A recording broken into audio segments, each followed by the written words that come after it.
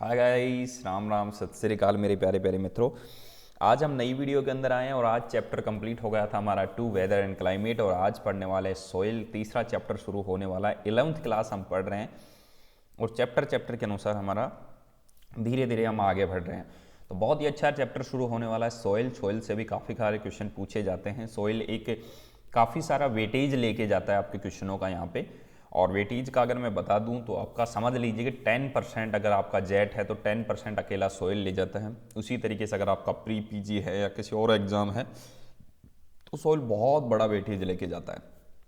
10 number अकेले soil science से आ जाते हैं आपके, तो काफ़ी अच्छा वेटेज लेके जाता है। हर एग्जाम में सोइल का बहुत अच्छा वेटेज होता है। तो चलिए शुरू करते हैं। और शुरू करने से पहले प्लीज़ गाइस, जब भी आप चैनल को सब्सक्राइब करें तो बेल आइकन का बटन जरूर दबा दें ताकि नई जो नोटिफिकेशन है वो आपको जरूर मिल जाए।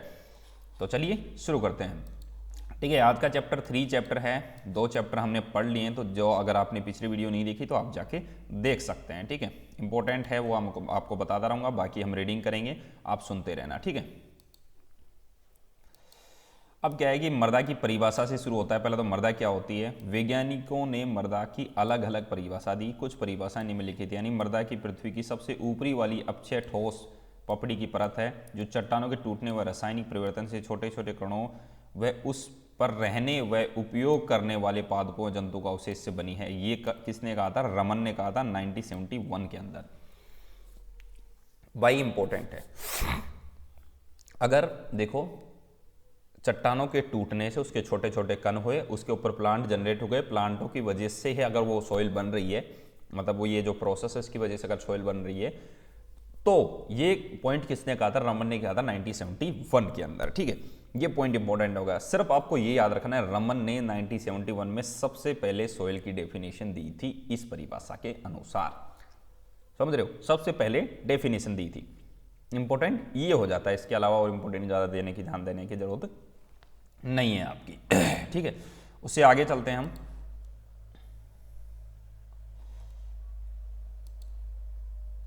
ठीक है, उसके बाद में क्या होगा कि मृदा एक प्राकृतिक पिंड है। और यही जो डेफिनेशन है जो हम पढ़ रहे हैं, ये अच्छे से पढ़ रहे हैं ना, यही डेफिनेशन है, ये मान्य डेफिनेशन है जिसको सोइल की डेफिनेशन।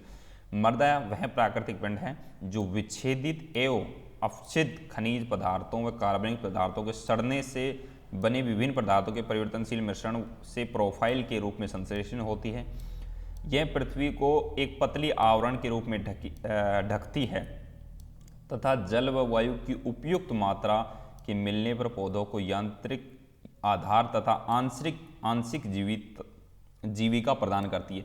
ये बैकमैन व बेडी ने 1984 के अंदर कही थी। और यही है सबसे इंपॉर्टेंट डेफिनेशन। मतलब कोई भी एक प्राकृतिक पिंड है, ठीक है, कोई भी विच्छेदन अपघटन के अगर कोई पदार्थ है, उनके सड़न गड़न से, विच्छेदित अपघटन के माध्यम से, उसके बाद में जो परिवर्तनशील हो रहा है उसके माध्यम से अगर उसका परिवर्तनशील हो रहा है, उसके बाद में संश्लेषण जो मृदा होती है, वायु उपयुक्त तो वायु भी रहेगी, उसमें सब कुछ रहेगा, उसको हम मृदा कहेंगे। समझ रहे? उसको हम क्या कहेंगे? मृदा कहेंगे। और फील्ड अलग कहते हैं। अगर किसी का बात करें कि फील्ड अलग चीज़ होती है, मृदा अलग चीज़ होती है, तो हम इसमें मृदा का अध्ययन कर रहे हैं, ना कि फील्ड का। आगे जाके फील्ड का भी करेंगे। समझ रहे हो ना? अब समझने की कोशिश करो। डेफिनेशन आपको याद होनी चाहिए, बट डेफिनेशन याद होनी चाहिए क्योंकि अगर आप 11th में हैं तो डेफिनेशन आपको बरकरार याद होनी चाहिए, बाकी आपको नाम याद होना चाहिए। ठीक है, मृदा दूसरी डेफिनेशन है, मृदा एक प्राकृतिक पिंड है जो प्राकृतिक पदार्थों व प्राकृतिक बलों के प्रभाव से विकसित होती है। प्राय भिन्न व गहराई व खनिज कार्बनिक अवयवों के शस्त्रों के अनुसार भेद किया जा सकता है।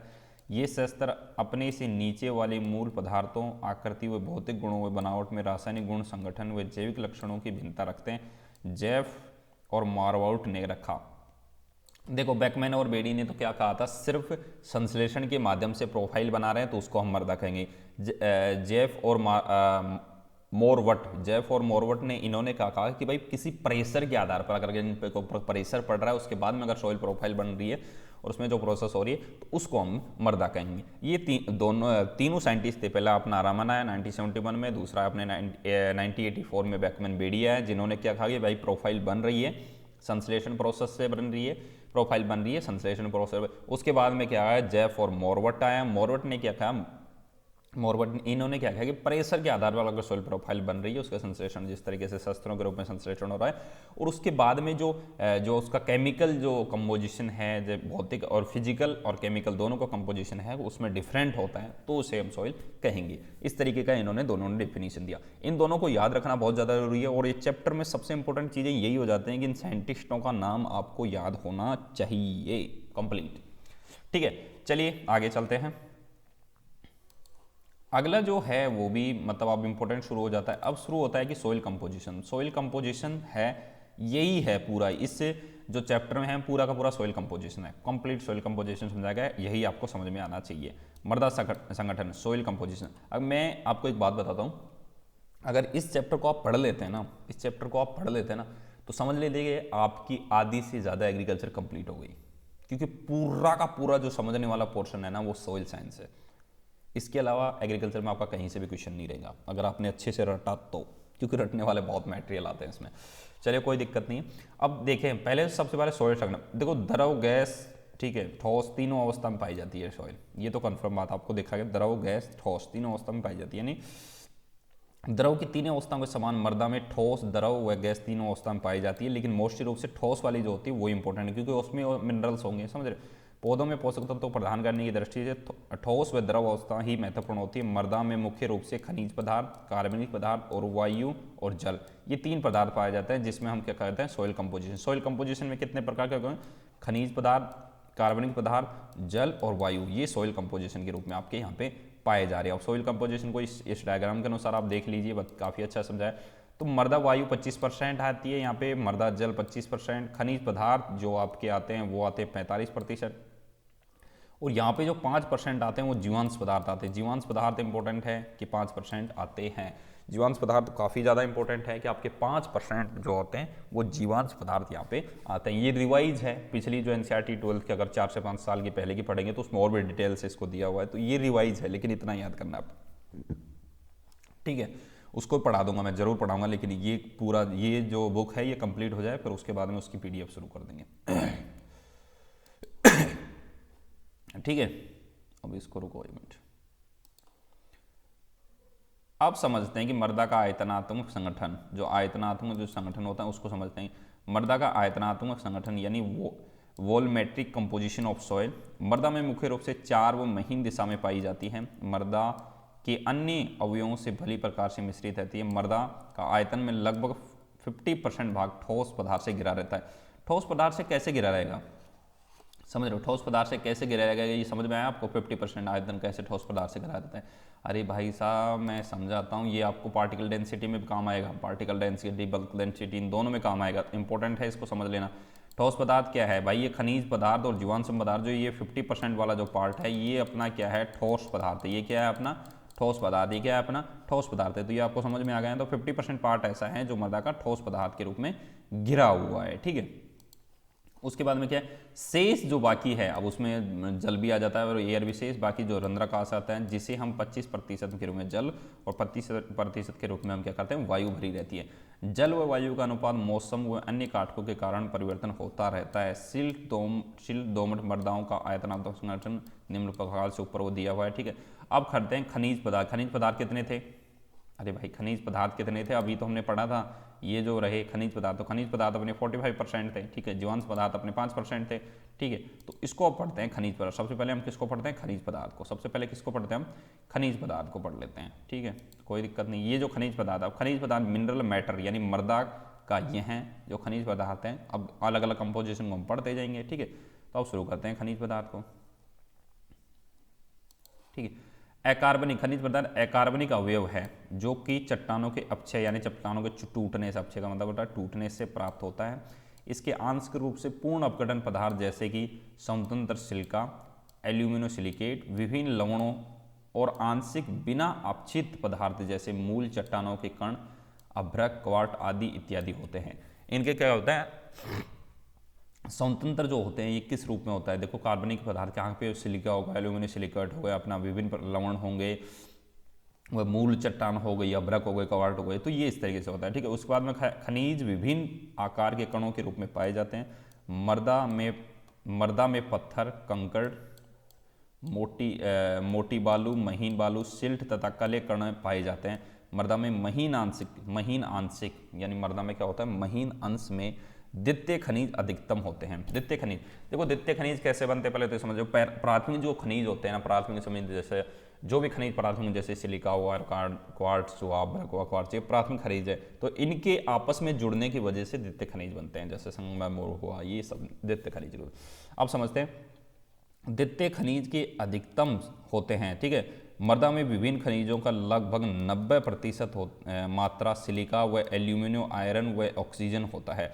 तो ये याद रखने ना, सिलिका और एल्यूमिनियम, आयरन और ऑक्सीजन होता है लगभग 90%। शेष 10% calcium, magnesium, potassium, sodium, tartrate अधिक होते हैं, वह नाइट्रोजन, सल्फर। मतलब 90% तो आपका सिलिकॉन ही लेके जाता है। यहाँ पे सिलिकॉन और ऑक्सीजन ही 90% आपका माल लेके जाता है। बाकी ये जो बचे हुए हैं, बचे कुछ बाकी उसके अंदर आ जाते हैं, समझो, ठीक है। बाकी सब क्या है, जैसे कि 10% के रूप में कैल्शियम, मैग्नीशियम, सोडियम, टाइटेनियम अधिक होता है। वह नाइट्रोजन, सल्फर व phosphorus, boron, manganese, zinc, copper कम मात्रा में होते हैं। इनके अलावा अन्य तत्व बहुतायत मात्रा में होते हैं, ठीक है। तो मतलब कितना, मैंने क्या बताया कि 90% तो आपका क्या होगा कि खनिज पदार्थ जो सिलिका होता है, मोस्टली रूप से सिलिका ही होते हैं।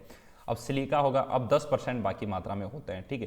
तो ये आपका इंपॉर्टेंट होगा। उसके बाद में आता है जीवांश पदार्थ। उसके बाद में क्या आते हैं, जीवांश पदार्थ, यानी जो ऑर्गेनिक मैटर होते हैं वो वहाँ पे आते हैं, ठीक है। ऑर्गेनिक मैटर होते हैं, ये यहाँ पे आते हैं जीवांश पदार्थ, ठीक है। अब तो जीवांश पदार्थ को याद रखना भी जरूरी है, ठीक है।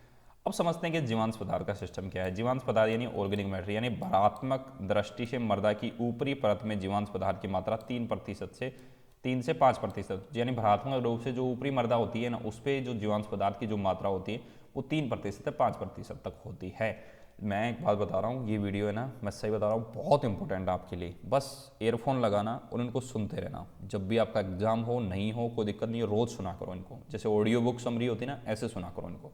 जितना सुनोगे उतनी बार रिवाइज होगा, क्योंकि एग्रीकल्चर होती है ना, ज़्यादा समझने से ज़्यादा उसको बार बार सुनने से, बार बार याद करने से, बार बार रिवाइज करने से याद होती है। इतना याद रख लेना, ठीक है। यह मृदा जंतु व पौधों की जीवांश पदार्थ की मात्रा 20% से कम हो है, उन्हें क्या खनिज पदार्थ कहते हैं, खनिज मृदाएं कहते हैं। देखो जिनमें क्या होता है, मोस्टली रूप से इंपॉर्टेंट क्वेश्चन कहाँ पे इंपॉर्टेंट होता है, ऑर्गेनिक जो मैटर है उसमें क्या होता है, खनिज पदार्थ जो जीवांश पदार्थ है, खनिज पदार्थ मतलब जीवांश जो पदार्थ है वो 20% से अधिक होने चाहिए, ठीक है। 20% से क्या होना चाहिए, अधिक होना चाहिए। अगर 20% से कम होते हैं तो उन्हें खनिज मृदाएं कहते हैं। उनको क्या कहते हैं, खनिज मृदाएं कहते हैं। यानी जीवांश पदार्थ जंतुओं पौधों में जीवांश पदार्थ की मात्रा 20% से कम होती है, उन्हें खनिज मृदाएं कहते हैं, ठीक है। जीवांश पदार्थ कम होनी चाहिए तो उन्हें खनिज मृदा। अब आता है मृदा जल, ठीक है, सोइल वाटर। पौधे की वृद्धि, ठीक है, उपस्थिति व अनेक लवणों विलय एक स्थान पर दूसरे स्थान पर भेजने के लिए जल की आवश्यकता होती है। और ये सांद्रता, वर्षा से तापमान, दैहिक विकार, मतलब पौधे की दैहिक क्रियाओं में घटता बढ़ता रहता है, ठीक है। ये कितना परसेंटेज था, 25% था, ठीक है। तो सिर्फ इसको याद रखना कि 25% था, बस यही पूछता है 25% था या 10% था या कितना था मृदा के पूरे कंपोजिशन में,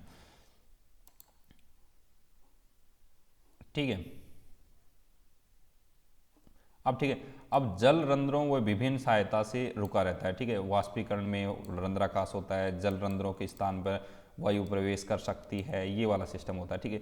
अब मृदा वायु, अब मृदा वायु को भी कहाँ से इंपॉर्टेंट है, पहला तो मृदा वायु में जो कार्बन डाइऑक्साइड है, ऑक्सीजन की मात्रा है। कार्बन डाइऑक्साइड 300 ppm या 0.03% कार्बन डाइऑक्साइड होता है। 300 ppm या 0.03% आपका कार्बन डाइऑक्साइड होता है, ठीक है। ये इंपॉर्टेंट है, बस ये इंपॉर्टेंट है, इससे ज़्यादा कोई इंपॉर्टेंट नहीं है इसमें, ठीक है। उसके बाद में क्या होता है कि वायु केवल उन्हीं रंध्राकाशों में रहती है जिनमें जल नहीं होता, ठीक है, जिनमें जल नहीं होता। गहराई के साथ साथ मृदा कार्बन डाइऑक्साइड की मात्रा भी बढ़ती जाती है, इंपॉर्टेंट है।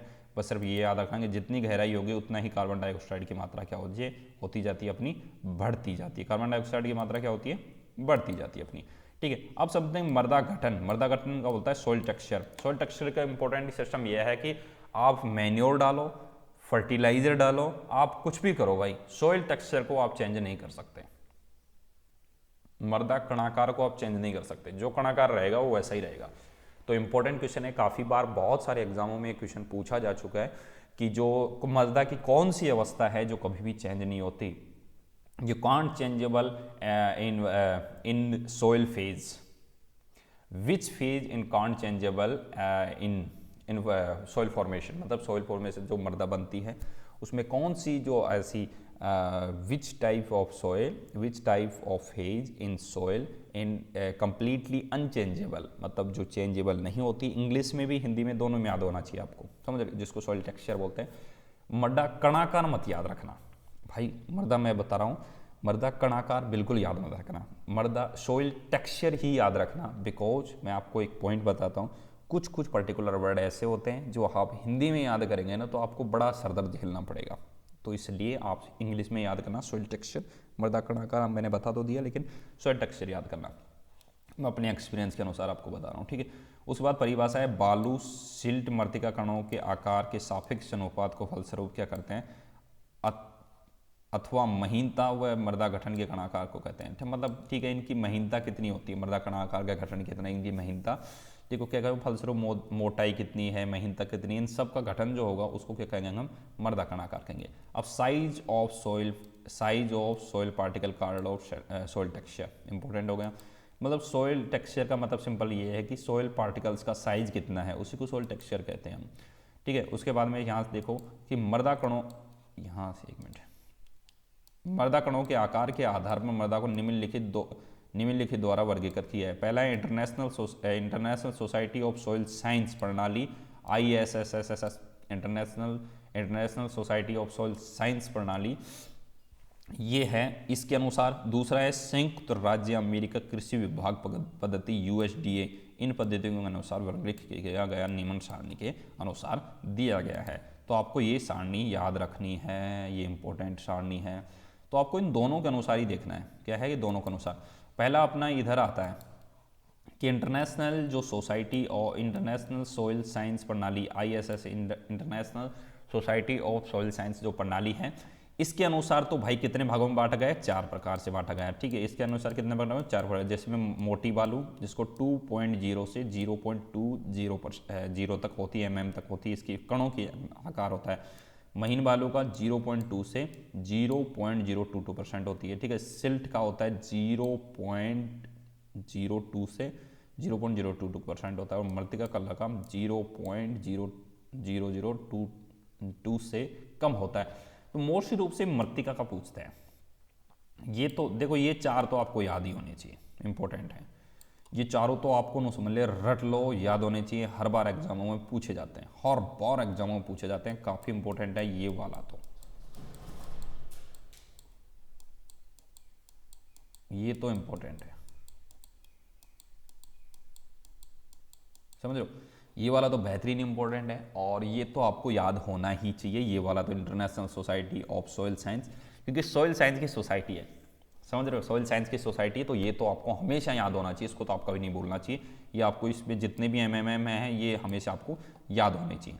अब दूसरी बात करते हैं इधर वाले की, दूसरी बात किसकी करते हैं, इधर वाले की, एक मिनट, इस इधर वाले की बात करते हैं। अब ये क्या है, संयुक्त राज्य अमेरिका कृषि विभाग जो पद्धति है, USDA, US development agriculture authority है जो, इसमें क्या है कि 8 प्रकार से बांटा गया है। एक बहुत मोटी बालू, मोटी बालू, मध्य बालू, महीन बालू, बहुत महीन बालू, सिल्ट, मृतिका, क्लॉइड्स।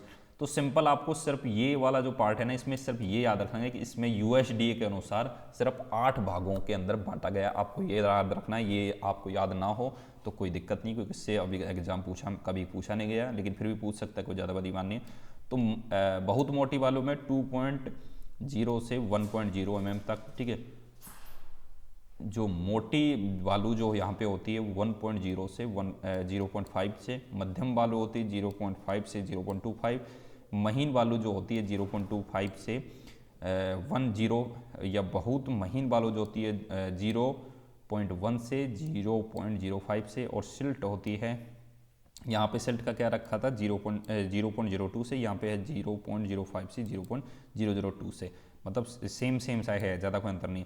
मृतिका का है 0.022 से 0.05, मृतिका का यहाँ पे थोड़ा सा, मृतिका यहाँ पे थोड़ा सा अलग है, मृतिका से कम है, मतलब 5 चला गया ना तो कम हो गया ना, ठीक है, कॉलॉइड्स का 0.0005 से कम होता है, समझ रहे हो। तो ये आपको इंपॉर्टेंट है, ये आपको याद रख लेना। बाकी पढ़ते हैं हम नेक्स्ट वीडियो के अंदर।